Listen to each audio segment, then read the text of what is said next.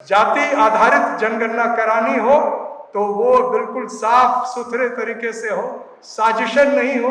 जिस तरह से साजिशन आपने वोटिंग को कर दिया, जिस तरह से साजिशन आपने SIR को कर दिया, जिस तरह से साजिशन आपने देश के संविधान के साथ खिलवाड़ किया है, जिस तरह से एप्स्टीन फाइल को गोल कर दिए, जिस तरह से इजराइल को में जाके कौन सा पता नहीं तगमा मंगलसूत्र जैसे पहनता है वैसे पहन के है, कोई अवार्ड नहीं है सर।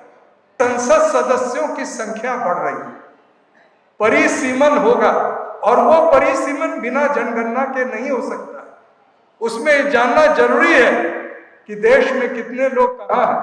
उन्होंने कहा कि हम अभागे सवर्ण, तो उस अभागे सवर्ण की भी तो गिनती हो जाए, कितने अभागे हैं वो, कि EWS में 10% उनको आरक्षण है।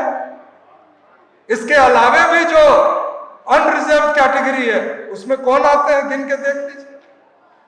इंटरव्यू में आपके बच्चों को कम नंबर दिए जाते हैं और जिससे उनकी रैंक, उनकी जो कंपीट करने की स्थिति अनरिजर्व कैटेगरी में है वो नहीं हो। तो इन सब परिस्थिति के लिए जरूरी है कि जाति जनगणना हो।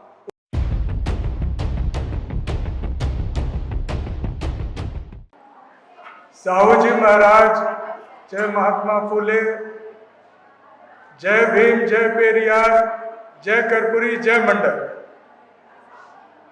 आदरणीय सांसद अवधेश प्रसाद जी हम लोग के बीच में है और ये हम जानते हैं कि जब भी वो आगे की सीट पे बैठते हैं तो क्या होता है। संसद में आगे की सीट अलॉट हुई थी 3 लोगों को, राहुल गांधी जी,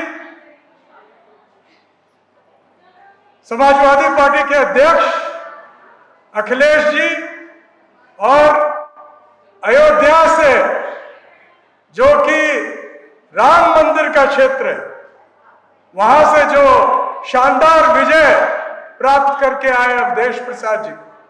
अब जितने बार संसद में और संसद की प्रोसीडिंग की वो तस्वीर आती थी तो कई लोगों के हृदय में बहुत ही एक प्रकार का चिंता होने लगता था। उन्हें यह चिंता होता था कि इस देश के नेता विपक्ष, इस देश के एक बड़े नेता और दूसरी सबसे बड़ी पार्टी समाजवादी पार्टी के नेता और अवधेश प्रसाद जी एक दलित नेता, जब अपना तस्वीर इकट्ठे दिखाते थे तो एक बहुजन की आवाज नजर आती और इससे इतनी चिंतित हुए कि उस सीट को बदलने के लिए एक साजिश रची गई और समाजवादी पार्टी की एक सीट कम कर दी। लेकिन यह छाप तो लोगों के मन में चला गया। लड़ाई तो सर आपको लड़नी हो और जब आप बोलेंगे तो लोग पीछे निश्चित तौर से बड़ी संख्या में खड़े हैं, खड़े रहेंगे। आज जो मुद्दा है वो एक गंभीर मुद्दा इसलिए है कि यहाँ जो बैठे तमाम माताएं बहनें, हमारे साथी डॉक्टर रतन लाल जी, डॉक्टर सुधांशु कुमार जी, भाई विजयन जी, राज बहादुर जी और भी विजय चौधरी जी, ज्योति माला जी, जितने लोग हैं सभी लोगों के भविष्य का ये प्रश्न। क्यों भविष्य का प्रश्न? OBC आरक्षण बहुत ही मुश्किल से आपको मिला। जब VP सिंह ने एक मंडल कमीशन की एक अनुशंसा लागू की तो पूरे देश में उनको एक विलेन की तरह, एक ऐसे व्यक्ति की तरह प्रस्तुत किया गया गोदी मीडिया द्वारा, जैसे कि वो भारत को बांट दिए जातियों में, जैसे कि पहले जाति थी ही नहीं। और अचानक VP सिंह मंडल कमीशन लागू करके जाति को में बांट दिया। ये क्यों बात आई? क्योंकि OBC जो पिछड़ा वर्ग है उनको भी स्थान मिलने लगा IAS में, IPS में, यानी देश के सर्वोच्च पदों पर वो भी जाने लगे। तो इससे बड़ी चिंता हुई लोगों की। और वही बात आज भी वो कह रहे हैं, पिछले 10 साल से कह रहे हैं कि जाति अगर गिननी जाएगी जनगणना के साथ तो देश बंट जाएगा। तो देश बिल्कुल एक है, तो देश में पायल तड़वी जैसा कोई हादसा नहीं होगा।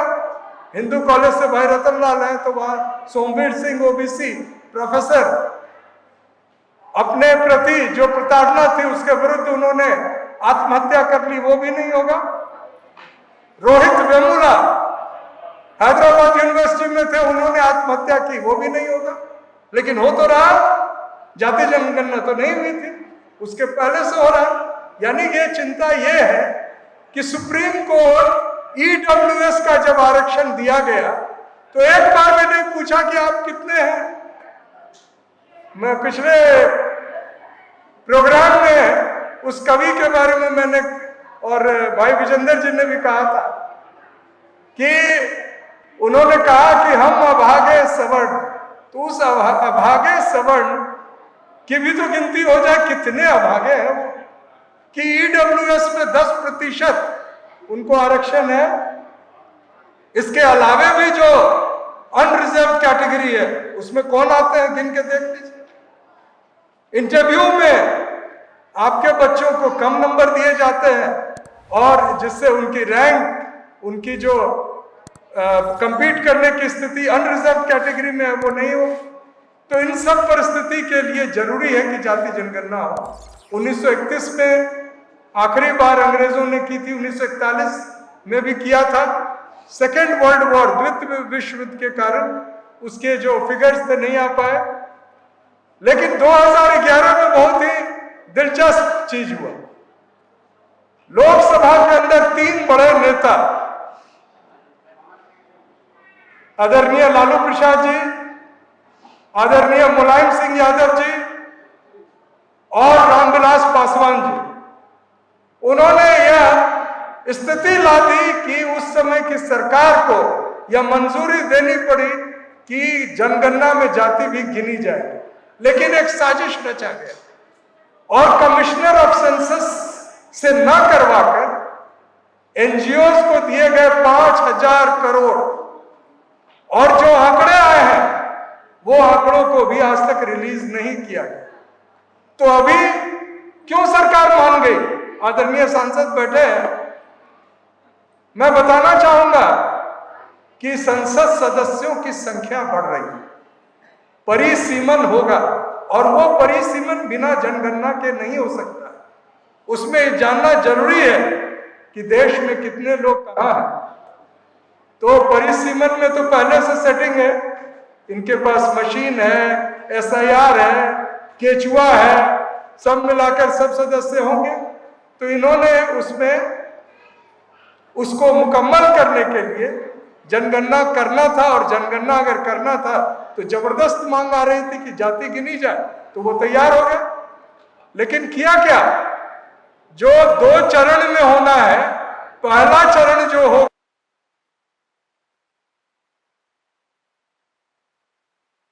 से अब शुरू होगा, उसमें यह कहा जा रहा है प्रश्न नंबर 12 में कि एक घर के मालिक के तौर पर आप किस श्रेणी में आते हैं, एससी, एसटी या अन्य, यानी वहां से ओबीसी गायब। तो इसका विरोध हम लोग कर रहे हैं बड़ी बेचैनी के साथ। कई लोग पूछते हैं, हमारे साथी जो हमारी अपनी मीडिया जो है उनके लोग पूछते हैं कि लगातार आप कर रहे हैं program constitution club of India में संसद के सामने। जी, बेचैनी इसलिए है कि समाजवादी पार्टी ही नहीं, कांग्रेस पार्टी और सभी इंडिया गठबंधन की पार्टियों को यह प्रश्न उठाना पड़ेगा कि जाति गिनती जो की जाए, इसमें जो 3 बड़ी साजिश है उसको रोका जाए। पहला साजिश क्वेश्चन नंबर 12 में एससी, एसटी, ओबीसी और अन्य जोड़ा जाए। दूसरी साजिश ये जो हो रही है सेंसस, वो ऐप से हो रही है, डिजिटल फॉर्म में। यानी पहले आपसे कागज पर पूछा जाता था और जब आप पूरा ब्यौरा देते थे तो आपकी दस्तखत ली जाती थी और आपको कॉपी दी जाती थी। वो ब्यौरा अब आपको नहीं मिलेगा। तो अमित शाह जी कौन से गुल खिलाएंगे किस जाति का क्या नंबर बढ़ा देंगे और किस जाति और धर्म को नीचे ले आएंगे, ये खुद वो ही जानते होंगे। जितने इलेक्ट्रॉनिक से की जा रही जो भी डेटा है वो हमेशा, अंग्रेजी में एक शब्द है फज, जिसका मतलब होता है गड़बड़ी किया जाए। और तीसरी बड़ी साजिश कि आपसे पूछा जाएगा कौन जाति के, अगर पूछा जाए तो जाति की संख्या आप अपने जाति, उपजाति, गोत्र कुछ भी बता सकते हैं। इसको ठीक करने के लिए एक व्यवस्था की गई थी जो बिहार में लागू किया गया था, जिसको कहते हैं drop down theory, drop down system. यानी आप जो मन है वो जाति नहीं बोल सकते हैं, जातियों की एक लिस्ट होगी और उस लिस्ट में नंबर होगा, उस नंबर के हिसाब से आपको बोलना। अगर उसके बाहर के का कुछ भी बोलना चाहते हैं तो अन्य में आप आ जाएंगे। उससे क्या होगा कि जो 2011 में आया था आंकड़ा, जिसमें इतनी बड़ी संख्या में जातियों को बता दिया गया, 11,000 जातियां हैं, कि आपके आरक्षण के जितने आधार थे वो खत्म हो गए, साजिशन मिट गई। तो वो आधार, वो जो व्यवस्था है, उसको रोकने के लिए ये ड्रॉप डाउन थ्योरी और जो कोडिंग सिस्टम है सर, उसको लागू करवाने के लिए एक होना चाहिए। मैं विजय चौधरी जी के माध्यम से आपको इसका जो ब्यौरा है लिखित तौर से भी भेज दूंगा। उम्मीद है कि उसके बाद जो तमाम दिक्कतें आ रही हैं, चाहे इंटरव्यू में आपको नंबर कम मिल रहे हों या परिसीमन में, सर एक खास बात मैं आपको बताना चाहूंगा, परिसीमन में SC ST महिलाओं को आरक्षण दिया गया, OBC को नहीं दिया। लेकिन SC ST महिलाओं को जो परिसीमन में दिया गया है, यह उन्हीं के लिए आरक्षित, पहले से आरक्षित नंबर में दिया गया। इसका मतलब क्या हुआ कि अगर 100 में 22.5 सीट या 22 सीट SC ST की होनी चाहिए थी, उसमें से अब महिलाओं के लिए 1/3 अलग कर दिया जाए। यानी 1/3 पुरुष जो बाबा साहब के संविधान के अंतर्गत अनुसूचित जाति जनजाति से आ सकते थे, उनके चांस को मिटा दिया। अगर महिलाओं को देना है तो अनरिजर्व से दीजिए, SC ST को उसी से दीजिए। आप SC ST के लिए पहले से आरक्षित में से सिर्फ SC ST की महिलाओं के लिए अगर करेंगे तो बाबा साहब के संविधान का यह बिल्कुल एक साजिशन, उसको मिटाने की तैयारी है, जिसका विरोध होना चाहिए। और चूंकि हम SC ST OBC सभी की आवाज उठाते हैं, बुलंद करते हैं, तो इस माध्यम से, आज की सभा के माध्यम से हम अपनी आवाज, और आदरणीय सांसद जी जो है, खासतौर से इनकी पार्टी और संसद के अंदर भी हम चाहते हैं कि हमारी आवाज सभी लोगों तक पहुंचे। अगर जाति आधारित जनगणना करानी हो तो वो बिल्कुल साफ सुथरे तरीके से हो, साजिशन नहीं हो। जिस तरह से साजिशन आपने वोटिंग को कर दिया, जिस तरह से साजिशन आपने SIR को कर दिया, जिस तरह से साजिशन आपने देश के संविधान के साथ खिलवाड़ किया है, जिस तरह से एप्स्टीन फाइल को गोल कर दिए, जिस तरह से इजराइल को में जाके कौन सा पता नहीं तगमा मंगलसूत्र जैसे पहनता है वैसे पहन के आए, कोई अवार्ड नहीं है सर, वहां पहन के आए। और उसका क्या मतलब था, क्यों, किन खौफनाक दृश्य जो देख रहे हैं हम अपने इंस्टाग्राम और बाकी जगह, जहां बच्चियों के साथ एक बहुत ही बेरहमी और खौफनाक तरीके से एक पूरे दुनिया में शर्मनाक बात हो रही है, जिसमें भारत के सदर का भी नाम आ रहा है।